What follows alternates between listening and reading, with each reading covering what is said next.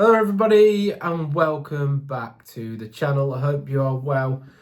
Today we've got a lot to talk about.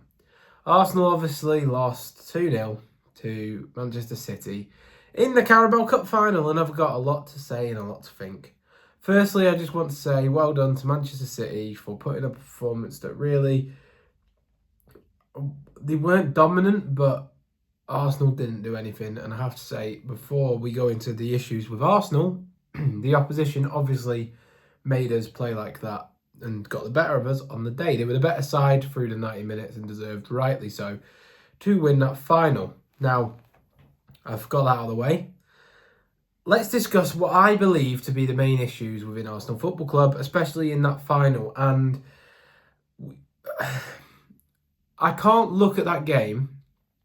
And by the way, I really rate Mikel Arteta as manager. I don't want him to go or anything like that. But I can't look at that game and not think that it's Arteta's fault. There were certain issues that in the game that I think Arteta came unstuck. Certain decisions he made that were just downright wrong, and certain reasons we lost on that final. When in paper, when you look at the two sides that were put out, Arsenal should have been comfortable victors. Now, what City did quite well was, the first issue was Kepa Arrizabalaga. Let's just put it out there. It should have been David Raya starting. What City did quite well is, in the second half, their attacking first phase of the press didn't press beyond the defenders, so they didn't charge down Kepa much. There was periods where they allowed 36 seconds on the ball, for example, Kepa to have it, and Kepa would roll the ball across him. And then ultimately Kepa went long and lost it. And Gary Neville said in commentary that ultimately Arsenal shouldn't be as slow on it and he should go long because the short option's not on. That's not the case at all. What he needed to do was keep going short, keep patient, not go long because we'd lose it and then City would sustain attacks. And instead, have a bit more bravery to play through the lines, punching the ball to the midfielders. We have seen Raya do it on many occasions, and that would have probably happened if David Raya was starting. He'd be able to play the pass between the City attacking line to break up their play. The issue is Kepa didn't see those passes because he's just not as good with his feet, and then ultimately went long, and that cost Arsenal. And City turned over the ball, and ultimately there was no build-up for us to platform attacks because we couldn't play out from the back because Kepa wasn't allowing us to. We couldn't then play long ball because Gyökeres doesn't hold anything up or make it stick. And we weren't then getting players up the pitch to support him anyway, so that didn't matter. Right, so that's the first issue with Kepa Arrizabalaga in build-up. The second issue is obviously, I think in a cup final, you just got to play your best keeper, and there's no way of putting it. I don't want to blame individuals, but the first goal was completely on Kepa, and it really put us in a bad position, so that's not great. Then we want to go through to the substitutes that Mikel Arteta made. We'll start with Hincapi. Obviously, from the 13th minute when he got a yellow card, Semenyo, Doku, whoever was on that side, kept going past him, and it was a worry because he couldn't fully commit to challenges. He should have been substituted at half-time. There's no two ways about it. Calafiori made more impact when he came off the bench than he did. Then Hincapi did the whole game. Calafiori actually followed things. He followed the ball. He tried to get and make things happen, which is a worry because it's your left back doing that. But he obviously hit the post as well, which was close. I thought Havertz was the only one in the attacking lineup that was winning any aerial battles when Kepa inevitably did go long. So if you're not going to sub Kepa after the first goal, which again I think you should show some cojones. Arteta's famously said he would sub a goalkeeper. So when you need to sub a goalkeeper, and it's very, very visible, you do sub the goalkeeper. But then anyway, the only one winning aerial battles was Havertz. Gyökeres was pretty much ghosting the whole second half, but we sub Havertz off and not Gyökeres, when realistically we should just bring Havertz more further forward, play him striker, get Gyökeres off that pitch. Now, the one that really makes me angry is Leandro Trossard. He was fucking awful. It's his worst performance I've seen from him. He was the worst player on the pitch. And as you know, if you watch his channel for a long time, I don't really rate Leandro Trossard as a winger. He had a good 2-month spell at the start of the season, but since then he's been very ineffective. He doesn't really do much. He's not quick enough to attack open spaces. You're playing on the biggest pitch in England, and you've got our best runner in behind in Martinelli on the bench, and you give him 8 minutes to make an impact. Unless Martinelli's got some form of niggle that we don't know about, why is that the case? Leandro Trossard should have been hooked at half-time. It was abhorrent.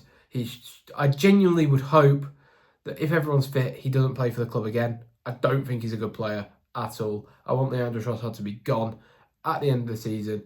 He is directly at fault. Well, other than Saka. Saka was poor as well, and Gyökeres, whatever. But he takes a large percentage of the blame for us ghosting an attack. He didn't get on the ball. He didn't even offer for the ball. He was just poor. And a subpar Martinelli performance at least gives you some defensive solidity. He will track back. He would have covered and helped Hincapié.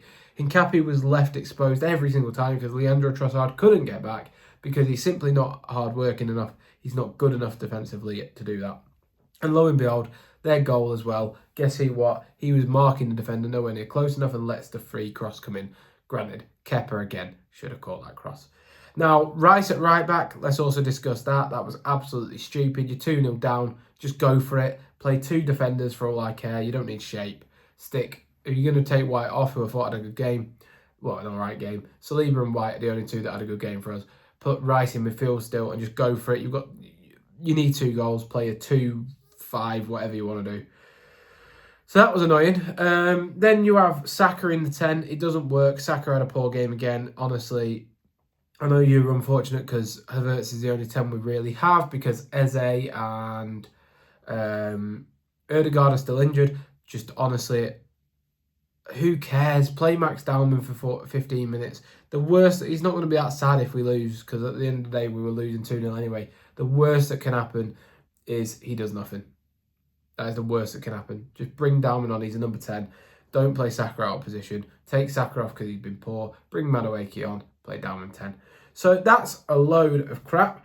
Then, this is more a mentality thing for Mikel Arteta. I feel that sometimes in his tactics and his speech and everything, he relies too much in games on moments. He because of the way that we play, we limit their risk. A game's decided in moments or whatever. It means that he relies so much on the moments throughout a game that sometimes when we miss a big chance, you know that that's the last chance we're going to get. And when Havertz missed that chance early doors, then Saka missed the subsequent shots, that was all we had in the game because of the game model.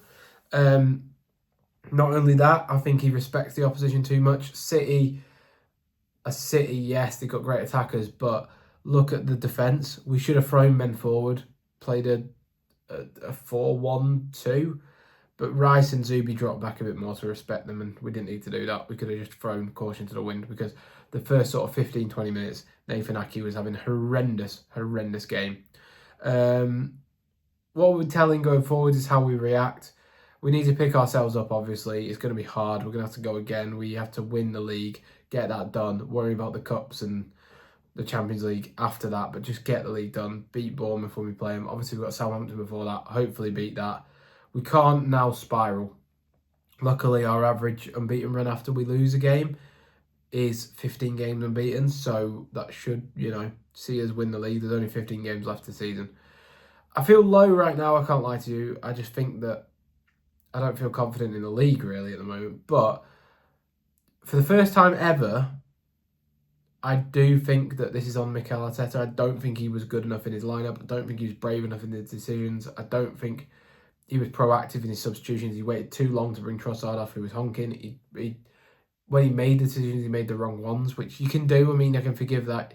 I can forgive you for setting up wrong as well in a game, but be proactive in changing it.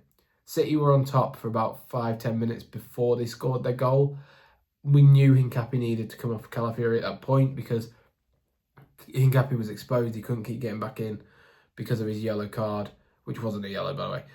But be proactive, win the game for us. Don't allow them to concede before you try and make a sub, and then as you're making those subs, the goal occurs for the second and the game's done. So yeah, that's my thoughts on it. Let me know what you think in the comments below. But ultimately, the only person I've got to blame for yesterday's loss in the cup final is Mikel Arteta. And Kepa Arrizabalaga, there's 2 to blame, because he should never play for our club again.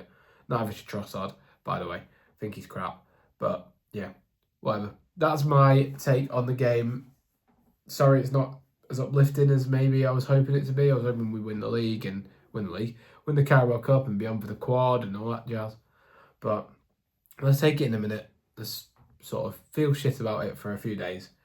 And we go again. In other news, Benny Blanco has been selected for England, so that's great because I thought he was good yesterday. Him and Saliba. Saliba was amazing yesterday, so was Ben White. The rest of them,